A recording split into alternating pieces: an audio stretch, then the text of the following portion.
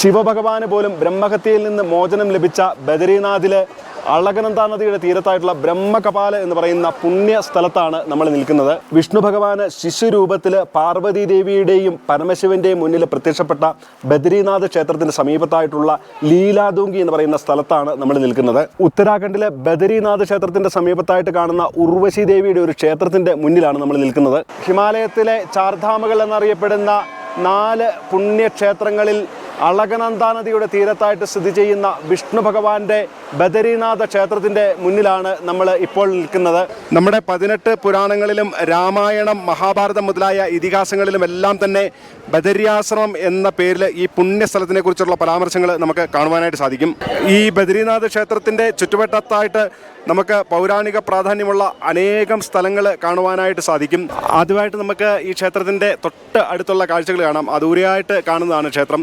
നമ്മൾ ഈ ബദരീനാഥ് ബസ് സ്റ്റാൻഡിൽ നിന്നൊക്കെ വരുമ്പോഴത്തേനും ദർശനത്തിനായിട്ട് നമ്മൾ വരുന്നത് ഈ ഒരു കവാടം വഴിയാണ്. ഇവിടെ ജയ് ബദ്രി വിശാൽ എന്നൊക്കെ എഴുതി വെച്ചിട്ടുണ്ട്. അളകനന്ദ നദിക്ക് കുറുകെയുള്ള ഒരു പാലം കടന്നാണ് നമ്മൾ ക്ഷേത്ര പരിസരത്തേക്ക് പോകുന്നത്. നമ്മൾ അളകനന്ദ നദിക്ക് കുറുകെയുള്ള ഈ പാലത്തിലേക്ക് കടന്നിരിക്കുകയാണ്. ഇവിടെ നിന്ന് നമുക്ക് ദൂരെ നിന്ന് ക്ഷേത്രത്തിൻ്റെ ദൃശ്യം കാണാനായിട്ട് സാധിക്കും. ദൂരെയായിട്ട് കാണുന്ന ആ ചുമലക്കൊടി കാണുന്ന ഭാഗത്തായിട്ടാണ് ക്ഷേത്രം. ക്ഷേത്രത്തിൻ്റെ പുറകിലായിട്ട് കാണുന്നതാണ് നാരായണ പർവ്വതം. ഈ നാരായണ പർവ്വതത്തിലാണ് ഈ ബദ്രീനാഥ് ക്ഷേത്രം ഇരിക്കുന്നത്. നമുക്ക് ഇവിടെ നിന്നുകൊണ്ട് തന്നെ ഈ അളകനന്ദ നദിയിലായിട്ട് വളരെ വലിയ ഒരു ശില കിടക്കുന്നത് കാണാം. ഇത് വാരാഹശില എന്നാണ് അറിയപ്പെടുന്നത്, വരാഹശില എന്നാണ് അറിയപ്പെടുന്നത്. ആ വരാഹശിലയോട് ചേർന്ന് തന്നെ കാണുന്ന ഒരു ശിലയാണ് നാരദശില എന്നാണ് അറിയപ്പെടുന്നത്. നമുക്ക് ഈ ശിലകൾക്കൊക്കെ ഇങ്ങനെ ഈ പേര് വന്നതിൻ്റെ കാര്യങ്ങളൊക്കെ നമുക്ക് മുന്നോട്ട് നമുക്ക് പറയാം. നമ്മളിപ്പം ക്ഷേത്ര ദർശനത്തിനായിട്ട് ക്ഷേത്രത്തിൻ്റെ അടുത്തേക്ക് തന്നെയാണ് പോകുന്നത്. നമ്മളങ്ങനെ അളകനന്ദ നദിക്ക് കുറുകെയുള്ള പാലം കടന്ന് വന്നിരിക്കുകയാണ്. ബദ്രീനാഥ് ക്ഷേത്രത്തിൽ ദർശനം നടത്തുന്നതിന് മുമ്പ് ഇവിടെ ഒരു തപ്തകുണ്ടമുണ്ട്. ചൂട് വെള്ളമുള്ള ഒരു ചെറിയ കുളമാണ്. ആ കുളത്തിൽ കുളിച്ചതിന് ശേഷം ഇവിടെ ഒരു ആദി കേദാർ ക്ഷേത്രമുണ്ട്. ആ ക്ഷേത്രത്തിൽ ശിവഭഗവാനെ തൊഴുതിന് ശേഷം വേണം ബദ്രീനാഥ് ക്ഷേത്രത്തിൽ ദർശനത്തിന് പോകേണ്ടത് എന്നാണ് പറയുന്നത്. അപ്പോൾ നമുക്ക് മുന്നോട്ട് പോയിട്ട് ആ തപ്തകുണ്ടും ആ ആദി കേദാർ ക്ഷേത്രത്തിൻ്റെയും ദർശനം കഴിഞ്ഞിട്ട് നമുക്ക് ബദ്രീനാഥ് ക്ഷേത്രത്തിലേക്ക് നമുക്ക് കടന്നു ചെല്ലാം. നമ്മളിങ്ങനെ കുറച്ച് ദൂരം നടക്കുമ്പോഴത്തേനും ഇതുപോലെ നമ്മുടെ ഇടത് സൈഡിലായിട്ട് ഇങ്ങനെ ഒരു കുണ്ടം കാണാം. ഇതാണ് നാരദകുണ്ടെന്നാണ് പറയുന്നത്. ഇവിടെ ആൾക്കാർ കുളിച്ചുകൊണ്ടിരിക്കുന്നത് നമുക്ക് കാണാം. ഇതും ചൂട് ഉള്ള കുളമാണ്, ചൂട് വെള്ളമുള്ള കുളമാണ്. ഇതുകൊണ്ട് ഈ നാരദ കുണ്ടിൻ്റെ പുറകിലായിട്ട് സൈഡിലായിട്ട് കാണുന്ന ഇവിടെ ഒരു ശില നമുക്ക് കാണാനായിട്ട് സാധിക്കും. ഇത് കണ്ടോ, ഈ ശിലയാണ് നാരദ ശില എന്ന് പറയുന്നത്. ഈ നാരദകുണ്ടിൻ്റെയൊക്കെ നേരെ മുന്നിലായിട്ടാണ് തപ്തകുണ്ട് കാണുന്നത്. ഇത് ഇവിടെ വരുന്ന ഇവിടെ വളരെ തണുത്ത അന്തരീക്ഷമാണ് ഇപ്പോഴും ഇവിടെ 5 ഒക്കെയാണ് ഇവിടുത്തെ ടെമ്പറേച്ചർ. ഇവിടെ മൈനസ് വരെ ടെമ്പറേച്ചർ വരുന്ന സ്ഥലമാണ്. ഇവിടെ ഇങ്ങനെ ഈ തണുത്ത കാലാവസ്ഥയിൽ ഇവിടെ വരുന്ന തീർത്ഥാടകർക്ക് ഈ തപ്തകുണ്ടം വളരെ വലിയൊരു ആശ്വാസമാണ്. ഇവിടെ നല്ല ചൂടാണ് ഈ വെള്ളത്തിൽ. ഇതുകൊണ്ട് ഇവിടുത്തെ ഈ വെള്ളം ഇടയ്ക്കിടയ്ക്ക് മാറുന്നതാണ്. അതുകൊണ്ടാണ് ഇപ്പോൾ ഇവിടെ വെള്ളം തീരെ കുറവാണ്. ഇവിടെ വെള്ളം ശുദ്ധീകരിക്കാനായിട്ട് ഒത്തിരി ആൾക്കാർ കുളിക്കുന്നതല്ലേ, അതുകൊണ്ട് ഇടയ്ക്കിടയ്ക്ക് ഈ വെള്ളം മാറുന്നതാണ്. ഇപ്പോൾ ഈ വെള്ളം മുഴുവൻ ഒഴുക്കി വിട്ടിട്ട് ഈ ചൂടുവെള്ളം വേറെ വരുന്നതാണ്. ഇത് പ്രകൃതിദത്തമായിട്ട് ഉണ്ടാകുന്നതാണ് ഈ ചൂടുവെള്ളം. ഇവിടെ ഈ പുരുഷന്മാർക്കും മഹിളകൾക്കും കുളിക്കുവാൻ വേണ്ടിയിട്ട് ഇവിടെ സെപ്പറേറ്റായിട്ട് ഇവിടെ സൗകര്യം ഒരുക്കിയിട്ടുണ്ട്. മഹിളകൾക്ക് വസ്ത്രം പാടാനായിട്ടൊക്കെയുള്ള സൗകര്യമുണ്ട് ഇവിടെ. ഇത് സ്ത്രീകൾക്ക് കുളിക്കുവാൻ വേണ്ടിയിട്ടുള്ള സ്ഥലമാണ്. നമുക്ക് ഇവിടുന്ന് തപ്തകുണ്ടിലെ ദർശനമൊക്കെ കഴിഞ്ഞ് ഇവിടെ ഈ തപ്തകുണ്ടിൽ കുളിച്ചിട്ട് വേണം നമ്മൾക്ക് ദർശനത്തിന് പോകാനായിട്ട്. നമുക്ക് ഈ വഴിയെ കയറിയിട്ടാണ് ദർശനത്തിന് മുകളിലോട്ട് പോകുന്നത്. തപ്തകുണ്ടിൽ നിന്ന് ഈ ക്ഷേത്രത്തിലേക്ക് പോകുന്ന വഴിക്ക് ഇങ്ങനെ വലത് സൈഡിലായിട്ട് ഇങ്ങനെ ഒരു ഗുഹ പോലെ ഒരു സംഭവം കാണാം.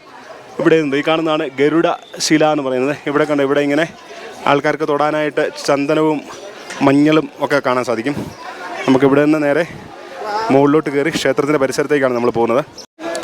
നമ്മൾ മുകളിലോട്ട് കയറി വരുമ്പോഴത്തേനും വലത് സൈഡിലായിട്ടാണ് നമ്മൾ മുമ്പ് പറഞ്ഞ ആദി കേദാർ ക്ഷേത്രം കാണുന്നത്. അതുകൊണ്ട് ഈ ക്ഷേത്രം ഇപ്പോൾ അടച്ചിട്ടിരിക്കുകയാണ്. ഈ ആദി കേദാർ ക്ഷേത്രത്തിൽ ശിവഭഗവാന്റെ പ്രതിഷ്ഠയാണുള്ളത്. ഇവിടെ തൊഴുതിട്ട് വേണം നമ്മൾ ബദ്രീനാഥിൻ്റെ ദർശനത്തിനായിട്ട് പോകേണ്ടത്. ഇതുകൊണ്ട് ഈ കാണുന്നതാണ് നമ്മൾ മുമ്പ് കണ്ട ഗരുഡശിലയുടെ മൂൾഭാഗമാണ് ഈ കാണുന്നത്. നമുക്ക് ഈ ആദി കേദാർ ക്ഷേത്രത്തിന് ഒരു പ്രദക്ഷിണം ചെയ്ത് നമുക്ക് ബദ്രീനാഥിൻ്റെ സന്നിധിയിലേക്ക് നമുക്ക് പോകാം. ഇവിടെ കണ്ടോ, മറ്റ് ശിവക്ഷേത്രങ്ങളിലൊക്കെ കാണുന്ന പോലെ തന്നെ നമുക്കിവിടെ ഒരു നന്ദിദേവൻ്റെ ഒരു പ്രതിഷ്ഠയും കാണാം. ഇവിടെ ഈ ആദി കേദാർ ക്ഷേത്രത്തിൻ്റെ മഹാത്മ്യമൊക്കെയാണെന്ന് തോന്നുന്നു ഇവിടെ എഴുതി വെച്ചിരിക്കുന്നത്. ഈ കാണുന്നതാണ് ഗരുഡ ശില എന്ന് പറയുന്നത്. ഈ ആദികേദാർ ക്ഷേത്രത്തിൻ്റെ പുറകുവശത്തായിട്ട് കാണുന്ന ഇതാണ് ഗരുഡശില. ഈ ഗരുഡശിലയുടെ ഭാഗങ്ങളാണ് നമ്മൾ താഴെയും അവിടെ കണ്ടത്. ഈ ആദികേദാർ ക്ഷേത്രത്തിലെ ഈ ഗരുഡശിലയുടെ മുന്നിലായിട്ട് ഒരു ബാബാജി ഇരിക്കുന്നതാണ്. ക്ഷേത്രത്തിനോട് ചേർന്ന് തന്നെ കാണുന്ന ഒരു ഹോമകുണ്ടമൊക്കെയാണിത്. ഈ ആദികേദാർ ക്ഷേത്രത്തിൻ്റെ അവിടെ നിന്ന് നമ്മൾ മുകളിലോട്ട് കയറി വരുമ്പോഴത്തേനും നമുക്ക് ഇവിടെയായിട്ടാണ് ഇവിടുത്തെ റാവൽജി താമസിക്കുന്ന സ്ഥലം കാണുന്നത്. ഇവിടെ റാവൽ നിവാസം എഴുതി വെച്ചിട്ടുണ്ട്. നമുക്കെല്ലാവർക്കും അറിയാം, മലയാളിയാണ് ഇവിടുത്തെ പ്രധാന പൂജാരിയായിട്ടുള്ള റാവൽ. അതുപോലെ തന്നെ ആ റാവൽജി ഭവൻ്റെയൊക്കെ നേരെ തൊട്ട് മുന്നിലായിട്ട് ഇവിടെ ആദിശങ്കരാചാര്യരുടെ ഒരു ചെറിയൊരു ശ്രീകോവിലും കാണാൻ സാധിക്കും. നമ്മളങ്ങനെ ബദ്രീനാഥ് ക്ഷേത്രത്തിൻ്റെ മുന്നിലെത്തിയിരിക്കുകയാണ്. ഇപ്പോഴ് ഉച്ചയ്ക്ക് 1 മണി കഴിഞ്ഞ സമയം. ഇവിടെ ഇപ്പം നട അടച്ചിരിക്കുകയാണ്. നമുക്ക് ഈ ക്ഷേത്ര പരിസരത്ത് നിന്നും ഇനി ബ്രഹ്മകപാല എന്ന് പറയുന്ന അതിപ്രാധാന്യമുള്ള ഒരു പുണ്യസ്ഥലമുണ്ട് ഇവിടെ. അങ്ങോട്ടാണ് നമ്മൾ പോകുന്നത്. നമ്മൾ വന്ന വഴിയിലൂടെ അളകനന്ദ നദിയുടെ തീരത്തോട്ട് തന്നെ പോവുകയാണ്. അളകനന്ദ നദിയുടെ തീരത്തായിട്ടാണ് ഈ ബ്രഹ്മകപാല എന്ന് പറയുന്നത്. ഈ ബ്രഹ്മകപാലം എന്ന് പറയുന്നത് പിതൃതർപ്പണത്തിനൊക്കെ വളരെ പ്രധാനപ്പെട്ട സ്ഥലമാണ്. ഈ ബ്രഹ്മകപാലത്തിനെ കുറിച്ചിട്ട് പറയുന്നത്, ഇവിടെ പിതൃതർപ്പണം ചെയ്തു കഴിഞ്ഞാൽ പിന്നെ വർഷം തോറും നമ്മൾ പിതൃക്കൾക്ക് ബലി ഇടേണ്ടതില്ല എന്നാണ് പറയുന്നത്. നമ്മൾ ഈ അളകനന്ദ നദിയുടെ തീരത്തൂടെ മുന്നോട്ട് പോകുമ്പോഴത്തേനും പല സ്ഥലങ്ങളിലും ഇതുപോലെ പിതൃക്കൾക്ക് വേണ്ടിയിട്ട് ബലിതർപ്പണം ചെയ്യുന്നത് നമുക്ക് കാണാനായിട്ട് സാധിക്കും. ഇതുകൊണ്ട് ഇവിടെയും കാണാം. ഇവിടെ ഈ ബ്രഹ്മകപാല കുറച്ച് മുന്നിലായിട്ടാണ്. ആ ബ്രഹ്മകപാല എത്തുന്നതിന് മുമ്പ് തന്നെ ഇങ്ങനെ ആൾക്കാർ ബലികർമ്മങ്ങളൊക്കെ ചെയ്യുന്നത് നമുക്ക് കാണാൻ സാധിക്കും. ഇതുകൊണ്ട് ഞാനിവിടെ ഓരോ വർഷം വരുമ്പോഴേ ഇവിടെ ഓരോ നിർമ്മാണ പ്രവർത്തനങ്ങളൊക്കെ നടത്തി ഇവിടെ ആൾക്കാർക്ക് കൂടുതൽ സൗകര്യങ്ങൾ ഒരുക്കിക്കൊണ്ടിരിക്കുകയാണ്. അതുകൊണ്ട് ഇപ്പോൾ ഇവിടെ തീരെ തിരക്കില്ല. ഇവിടെ രാവിലെയൊക്കെ വന്നു കഴിഞ്ഞാൽ ഇവിടെ നിറച്ച് ഇവിടെ എല്ലാം ഇരുന്ന് ആൾക്കാർ ബലികർമ്മങ്ങൾ ചെയ്യുന്നത് നമുക്ക് കാണാനായിട്ട് സാധിക്കും. ഇപ്പോഴും ഉച്ചസമയമാണ്, ക്ഷേത്രം അടച്ചിരിക്കുകയാണ്. അതുകൊണ്ടാണ് ഇതുപോലെ തിരക്ക് കുറവ്. ഇതുകൊണ്ട് നമ്മൾ കുറച്ച് ദൂരം ഇങ്ങനെ മുന്നോട്ട് വരുമ്പോഴത്തേനും ഇവിടെ ഇങ്ങനെ ഒരു ബോർഡ് കാണാം. ബ്രഹ്മകപാല തീർത്ഥ പിണ്ടദാന തർപ്പണ ഹവന് എന്നൊക്കെ പറഞ്ഞുകൊണ്ട്. ഇതുകൊണ്ട് മുകളിലൊക്കെ മഴ പെയ്യുന്നുണ്ടെന്ന് തോന്നുന്നു. അതുകൊണ്ടാണ് ഈ അളകനന്ദ നദി ഇത്രയും ശക്തമായിട്ട് ഉള്ള ഒഴുക്കും അതുപോലെ കലങ്ങിയ വെള്ളവും കാണാൻ സാധിക്കുന്നത്. ഇവിടെ നമ്മൾ നേരെ മുന്നോട്ട് വരുമ്പോഴത്തേനും നമുക്കിവിടെ ബ്രഹ്മകപാല എന്നെഴുതി വെച്ചിരിക്കുന്ന ഒരു ശില ഇവിടെ കാണാനായിട്ട് സാധിക്കും. ഇത് കണ്ടോ, ഇതാണ് ബ്രഹ്മകപാലം. ഇവിടെ ബ്രഹ്മകപാലിന് ബോർഡ് വെച്ചിട്ടുണ്ട്. ഇവിടെ ഇതാണ് ബ്രഹ്മകപാലം എന്ന് പറഞ്ഞത്. ഇത് ശരിക്കും പറഞ്ഞു കഴിഞ്ഞാൽ ബ്രഹ്മകപാൽ എന്ന് പറഞ്ഞാൽ ബ്രഹ്മാവിൻ്റെ ശിരസ്സാണെന്നാണ് പറയുന്നത്. ഇതിൻ്റെ പിന്നിൽ ഒരു കഥയുണ്ട്. 5 തലയുണ്ടായിരുന്ന ബ്രഹ്മാവിൻ്റെ ഒരു തല ശിവഭഗവാൻ നുള്ളിയെടുക്കുന്ന കഥ നമുക്ക് പുരാണങ്ങളിലൊക്കെ കാണുവാനായിട്ട് സാധിക്കും. ഈ ഒരു തല നുള്ളിയെടുത്തതിൻ്റെ പിന്നിൽ പല രീതിയിലുള്ള കാരണങ്ങളാണ് നമുക്ക് കാണുവാൻ സാധിക്കുന്നത്. എന്താണെങ്കിലും ആ ബ്രഹ്മാവിൻ്റെ തല നുള്ളിയെടുത്തോടുകൂടി ശിവഭഗവാന് ബ്രഹ്മഹത്യാപാപം ഉണ്ടാവുകയും ആ ബ്രഹ്മാവിൻ്റെ ആ നുള്ളിയെടുത്ത തല ശിവഭഗവാന്റെ കയ്യിൽ ഒട്ടിപ്പിടിച്ചിരിക്കുകയും ചെയ്തു. അങ്ങനെ ബ്രഹ്മാവിൻ്റെ ശിരസ്, ബ്രഹ്മാവിൻ്റെ കപാലം ഭഗവാന്റെ കയ്യിൽ ഒട്ടിപ്പിടിച്ചിരുന്നത് കൊണ്ടാണ് ശിവഭഗവാന് കപാലി എന്ന പേര് വരുന്നത്. ശിവഭഗവാനെ കയ്യിൽ ഒട്ടിപ്പിടിച്ച ഈ ബ്രഹ്മാവിൻ്റെ തലയുമായിട്ട് പല തീർത്ഥങ്ങളിൽ പോയെങ്കിലും ഈ തല ശിവഭഗവാന്റെ കയ്യിൽ നിന്ന് വേർപെട്ടില്ല. അങ്ങനെ അവസാനം ശിവഭഗവാന് ഈ ബദരിയാശ്രമത്തിൽ വരികയും ഈ ബദരിയാശ്രമത്തിലേക്ക് പ്രവേശിച്ച ഉടൻ തന്നെ ശിവഭഗവാന്റെ കയ്യിൽ നിന്ന് ഈ ബ്രഹ്മാവിൻ്റെ തല വിട്ടുപോവുകയും ചെയ്തു എന്നാണ് പുരാണങ്ങളിൽ നമുക്ക് കാണുവാൻ സാധിക്കുന്നത്. അങ്ങനെ ശിവഭഗവാന്റെ കയ്യിൽ നിന്ന് ഈ ബ്രഹ്മാവിൻ്റെ തല വിട്ടുപോയതോടുകൂടി ശിവഭഗവാന്റെ ബ്രഹ്മഹത്യാപാപം തീരുകയും ചെയ്തു. അതുകൊണ്ടാണ് ഈ സ്ഥലത്തിന് ഇത്രയേറെ പ്രാധാന്യമുള്ളത്. ഈ സ്ഥലത്ത് വെച്ചിട്ട് ബലികർമ്മങ്ങൾ ചെയ്താൽ എല്ലാവിധ പാപങ്ങളും തീരുമെന്നും പിതൃക്കൾ വിഷ്ണു ലോകത്ത് എത്തുമെന്നും ഈ ബ്രഹ്മകപാലത്തിലെ ബലികർമ്മങ്ങൾ നമ്മൾ ചെയ്തു കഴിഞ്ഞാൽ പിന്നെ വർഷം തോറും നമ്മൾ പിതൃക്കൾക്ക് ബലി ഇടേണ്ടതില്ല എന്നാണ് നമുക്ക് പുരാണങ്ങളിൽ കാണുവാനായിട്ട് സാധിക്കുന്നത്. അതുപോലെ പവിത്രമായിട്ടുള്ള ബ്രഹ്മകപാലം എന്ന് പറയുന്ന സ്ഥലത്താണ് നമ്മൾ ഇപ്പോഴും നിൽക്കുന്നത്.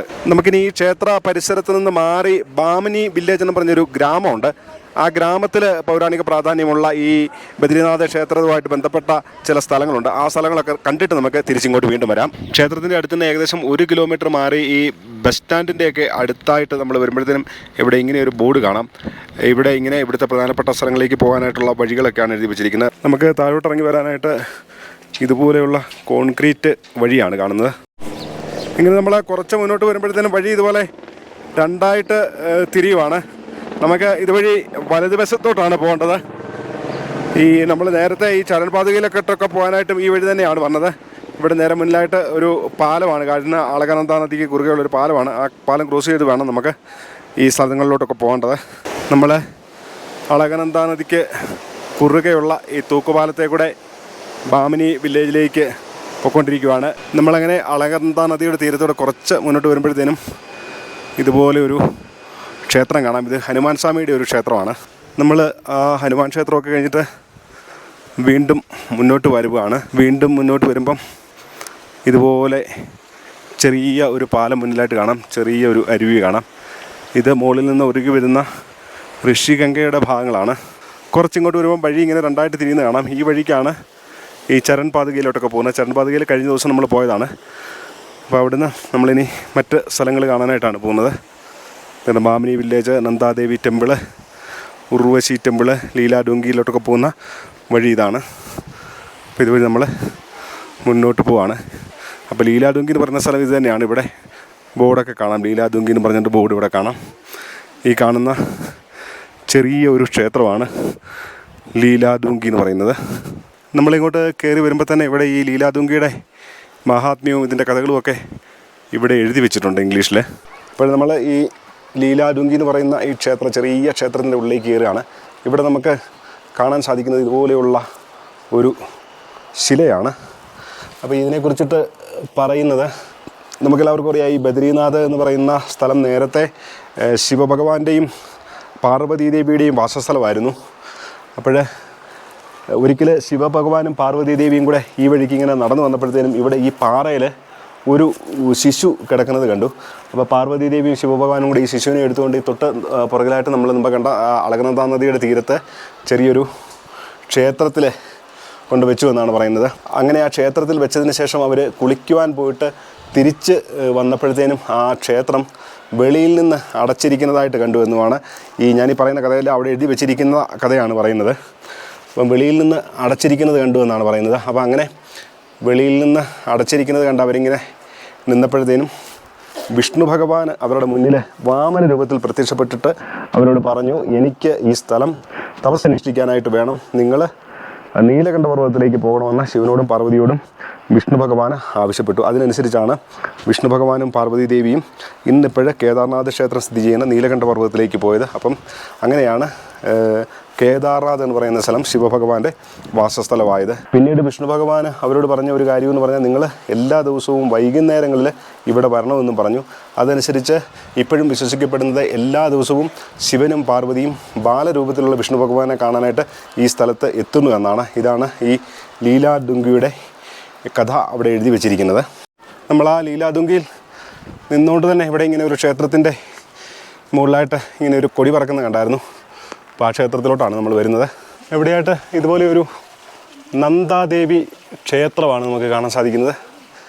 ഈ ക്ഷേത്രത്തിൻ്റെയും മഹാത്മ്യമൊക്കെ ഇവിടെ ഹിന്ദിയിൽ എഴുതി വെച്ചിരിക്കുന്നത് നമുക്ക് കാണാം. ഇവിടെ എഴുതി വെച്ചിരിക്കുന്നത് ഭഗവാന് ശിവൻ്റെ അർദ്ധാംഗിനിയായിട്ടുള്ള പാർവതീദേവി ഇവിടെ നന്ദാദേവിയായിട്ടാണ് ഇവിടെ പൂജിക്കപ്പെടുന്നതെന്നാണ് എഴുതി വെച്ചിരിക്കുന്നത്. പിന്നെ ഇവിടെ എഴുതിയിരിക്കുന്നത് ഇതിൻ്റെ ഇവിടുത്തെ ഉത്സവങ്ങളെക്കുറിച്ചിട്ടുള്ളൊക്കെയുള്ള കൂടുതൽ കാര്യങ്ങളാണ് എഴുതി വെച്ചിരിക്കുന്നത്. ഈ ക്ഷേത്രം ശരിക്കും ഈ ബാംനി ഗ്രാമത്തിൻ്റെ ഉള്ളിലായിട്ടാണ്. ഇവിടുന്ന് കുറച്ചും കൂടെ മുന്നോട്ട് പോയി കഴിയുമ്പോൾ നമുക്ക് ഉർവശി ദേവിയുടെ ഒരു ക്ഷേത്രമുണ്ട്. ആ ക്ഷേത്രം നമുക്ക് കാണാനായിട്ട് സാധിക്കും. അതുകൊണ്ട് നമ്മൾ ആ മനാഗ്രാമത്തിൽ കണ്ടതുപോലെ വളരെ ഇടുങ്ങിയ വഴിയാണ് ഇവിടെയല്ല. ഇത് കണ്ടോ, ഇവിടുത്തെ ഗ്രാമത്തിലുള്ള ആൾക്കാരുടെ വീടുകളൊക്കെ കണ്ടോ. ഇവിടെ ഇങ്ങനെ ഇരിക്കാനായിട്ടുള്ള സൗകര്യമൊക്കെ ഉണ്ട്. ഇതുകൊണ്ട് ഇതൊരു വീടാണ്. ചെറിയ താക്കോലും പൂട്ടുമൊക്കെ നമുക്കിവിടെ കാണാൻ കണ്ടോ. ഇതെനിക്ക് വന്ന് ഈ മനാഗ്രാമത്തിനെ കഴിഞ്ഞും കുറച്ചും കൂടെ ചെറിയ ഗ്രാമമാണ്. ഇവിടുത്തെ രീതികളെ കണ്ടിട്ട് ഇതാണ് നമുക്ക് കൊണ്ട് ഇവിടുത്തെ പല രീതിയിലുള്ള കൃഷികൾ നമുക്ക് കാണാം. ഇവിടെ നമ്മൾ കുറച്ച് മുന്നോട്ട് വരുമ്പോൾ ഇതുപോലെ ഒരു കൃഷി സ്ഥലമാണ്. ഇതാണ് ഇത് ഉരുളക്കിഴങ്ങ് കൃഷിയാണിത്. ഇതുകൊണ്ട് ഇവിടുത്തെ വഴിയൊക്കെ കൊണ്ട് രണ്ട് സൈഡും ഇങ്ങനെ സാരിയൊക്കെ വെച്ചിട്ടാണ് മറച്ചിരിക്കുന്നത്. അപ്പോൾ ഈ വഴിയാണ് നമ്മൾ ഉർവശി ദേവിയുടെ ക്ഷേത്രത്തോട് പോകുന്നത്. ഇവിടെയും ഉരുളക്കിഴങ്ങിൻ്റെ കൃഷിയാണ് കാണുന്നത്. മുകളിലോട്ട് നോക്കിയ വലിയ വലിയ പർവ്വതങ്ങളാണ് നമുക്ക് ഇവിടെയൊക്കെ കാണാൻ സാധിക്കുന്നത്. ഇതാണ് ഉർവശി ദേവി ക്ഷേത്രത്തിലേക്കുള്ള വഴിയാണ്. ഈ ബദ്രീനാഥ് ക്ഷേത്രത്തിനെ കുറിച്ചിട്ട് കേൾക്കുന്ന കഥയിലൂടെ നമ്മൾ കേൾക്കുന്ന പ്രധാനപ്പെട്ട ഒരു കഥയാണ് നരനാരായണന്മാരുടെ കഥ. നമ്മളിപ്പോൾ നടക്കുന്നത് നാരായണ പർവ്വതത്തെ കൂടാണ്. ഈ കാണുന്നത് നാരായണ പർവ്വതമാണ്. ആ ദൂരെയായിട്ട് കാണുന്നതാണ് നരപർവ്വതം. അപ്പം നരനാരായണന്മാർ പണ്ട് വർഷങ്ങൾക്ക് മുമ്പ് ഇവിടെ തപസ് ചെയ്തതാണ്. ഈ നരനാരായണന്മാർ ഇവിടെ ഇങ്ങനെ തപസ് ചെയ്തപ്പോൾ നരനാരായണന്മാരുടെ തപസ് മുടക്കുവാൻ വേണ്ടിയിട്ട് ഇന്ദ്രദേവന് സ്വർഗത്തിലെ അപ്സരസുകളെ അയക്കുകയാണ്. അപ്പം അപ്സരസുകൾ ഇവിടെ വന്ന് ഈ നരനാരായണന്മാരുടെ മുന്നിൽ ഇങ്ങനെ നൃത്തം ചെയ്തപ്പോഴത്തേനും നാരായണൻ്റെ തുടയിൽ നിന്ന് ഉർവശി ദേവി ഉത്ഭവിച്ചു എന്നാണ് പറയുന്നത്. നാരായണൻ്റെ തുടയിൽ നിന്ന് ഉത്ഭവിച്ച ഉർവശി ദേവിയെ നാരായണന് കാമദേവൻ്റെ ഈ കൊടുത്തു വിട്ടെന്നാണ് പറഞ്ഞത്. ഈ കാമദേവനുമൊക്കെ ഇവരുടെ തപസ് ഭംഗം വരുത്താനായിട്ട് ഇവിടെ വന്നത്. അപ്പോൾ അങ്ങനെ ഈ നാരായണന് തൻ്റെ തുടയിൽ നിന്ന് ഉണ്ടായ ഉർവശിയെ ഇന്ദ്രദേവന് കൊടുക്കുവാൻ വേണ്ടിയിട്ട് കാമദേവൻ്റെ കൊടുത്തു വിട്ടെന്നാണ് പറയുന്നത്. അങ്ങനെ അത്രയും തപശക്തിയായിരുന്നു ഈ നരനും നാരായണനും ഒക്കെ ഉണ്ടായിരുന്നതെന്നാണ് നമുക്ക് ഈ കഥയിൽ നിന്ന് മനസ്സിലാക്കുന്നത്. അങ്ങനെ ആ ഉർവശി ദേവിയുടെ ജനനത്തിൻ്റെ ഒരു സ്മരണയ്ക്കായിട്ട് ഇവിടെ കാണുന്ന ഒരു ക്ഷേത്രമാണ് ഈ കാണുന്നത്, ഉർവശി ദേവിയുടെ ഒരു ക്ഷേത്രം. എന്താണ് ഈ ക്ഷേത്രത്തിനുള്ളിൽ ആരെയും കാണുന്നില്ല. ഉർവശി ദേവിയുടെ ഈ ക്ഷേത്രത്തിനുള്ളിലേക്ക് നമ്മൾ സാവധാനം കയറിയിരിക്കുകയാണ്. ഈ നാരായണൻ്റെ തുടയിൽ നിന്ന് ഉണ്ടായതുകൊണ്ടാണ് ഉർവശിക്ക് ഈ പേര് വരുന്നത്. തുടയിൽ നിന്ന് ഊരു എന്ന വാക്കിൽ നിന്ന് അങ്ങനെയാണ് ഉർവശി എന്ന പേര് വരുന്നത്. നമ്മൾ മുമ്പ് കണ്ട ഋഷിഗംഗാ നദിക്ക് കുറുകെ നമ്മൾ വീണ്ടും വരുവാണ്. അപ്പോൾ ഇങ്ങോട്ട് മുന്നോട്ട് വരുമ്പോഴത്തേന് ഇതുവഴി ഇടതുവശത്തോട്ടൊരു വഴി കാണാം. ഇവിടെ ഋഷിഗംഗാ ഫോൾസിലോട്ട് പോകുന്ന വഴി, അതുപോലെ തന്നെ ഇവിടെ ഒരു മെഡിറ്റേഷൻ കേവ് ഉണ്ടെന്നാണ് എഴുതി വെച്ചിരിക്കുന്നത്. നമുക്ക് ഈ വഴിയെ മുന്നോട്ട് പോകാം. ഇതുകൊണ്ടോ ഇങ്ങോട്ട് വരുന്ന വഴിക്കൊക്കെ ഉണ്ട് ഇങ്ങനെ ചെറിയ കല്ലുകൾ അടുക്കി വെച്ചുണ്ടാക്കിയിട്ടുള്ള വീടുകളാണ്. ഇതുകൊണ്ട് കല്ലുകൊണ്ടാണ് ഇത് ഉണ്ടാക്കിയിരിക്കുന്നത്. ഈ വഴിയെ മുന്നോട്ട് വരുമ്പോഴത്തേന് ഇവിടെ ഇങ്ങനെ ഇത് കണ്ടോ, ഇവിടെ ഇത് 2 ഗുഹകളാണ്. ഇവിടെ ഇത് താഴെ വെച്ച് പൂട്ടിയിരിക്കുവാണ്. ഇത് ഒക്കെ ഗുഹയാണ്. ഇതിനകത്തൊക്കെ ധ്യാനിക്കാനായിട്ടും ഒക്കെ ഉള്ള സൗകര്യം ഉള്ളതാണ്. ഇവിടെയൊക്കെ വല്ല സാധുക്കളൊക്കെ താമസിക്കുന്നതായിരിക്കും. അവർ പൂട്ടിയിട്ട് പോയിരിക്കുകയാണ്. ഇവിടുന്ന് വീണ്ടും മുന്നോട്ട് പോവുകയാണ്. മുന്നിലായിട്ട് കാണുന്നതാണ് ഋഷിഗംഗാ വെള്ളച്ചാട്ടം. ആ വെള്ളച്ചാട്ടത്തിൻ്റെ അടുത്ത് വരെ എന്തായാലും നമുക്ക് പോകാം. അത് അങ്ങോട്ട് ഇങ്ങനെ കോൺക്രീറ്റ് ഭാഗമായിട്ടുള്ള വഴി കാണാനായിട്ടുണ്ട്. നമ്മുടെ നേരെ മുന്നിലായിട്ട് കാണുന്നതാണ് ഋഷിഗംഗാ വെള്ളച്ചാട്ടം. ഈ കോൺക്രീറ്റ് വഴി ഇവിടം കൊണ്ട് തീരുവാണോ എന്നൊരു സംശയമുണ്ട്. അല്ല, മുന്നോട്ടും കോൺക്രീറ്റ് വഴിയുണ്ട്. ഇങ്ങനെ മുന്നോട്ട് വരുമ്പം നമുക്ക് ഇങ്ങനെയാണ് വഴി കാണാൻ സാധിക്കുന്നത്. ഇതാണ് ഋഷിഗംഗാ വെള്ളച്ചാട്ടം. ഇവിടെ പണ്ടുകാലത്ത് അനേകം ഋഷികളൊക്കെ വന്ന് സാധന അനുഷ്ഠിച്ചിരുന്ന സ്ഥലമാണ്. അതുകൊണ്ടാണ് ഈ വെള്ളച്ചാട്ടത്തിന് ഋഷിഗംഗാ വെള്ളച്ചാട്ടം എന്ന് പേര് വരുന്നത്. അങ്ങനെ നമ്മൾ ഈ ഋഷിഗംഗാ വെള്ളച്ചാട്ടത്തിന് നേരെ മുന്നിൽ വന്നിരിക്കുകയാണ്. പവിത്രമായ ഈ ഋഷിഗംഗാ വെള്ളച്ചാട്ടത്തിൻ്റെ മുന്നിൽ നിന്ന് നമ്മുടെ ഇന്നത്തെ വീഡിയോ ഇവിടെ പൂർണ്ണമാവുകയാണ്. ചാനൽ സബ്സ്ക്രൈബ് ചെയ്യാതെ വീഡിയോ കണ്ടുകൊണ്ടിരിക്കുന്നവർ ദയവായിട്ട് ചാനൽ ഒന്ന് സബ്സ്ക്രൈബ് ചെയ്യുക. നിങ്ങളുടെ അഭിപ്രായങ്ങളും നിർദ്ദേശങ്ങളും ഒക്കെ കമൻറ്റായിട്ട് രേഖപ്പെടുത്തുക. എല്ലാവർക്കും നമസ്കാരം.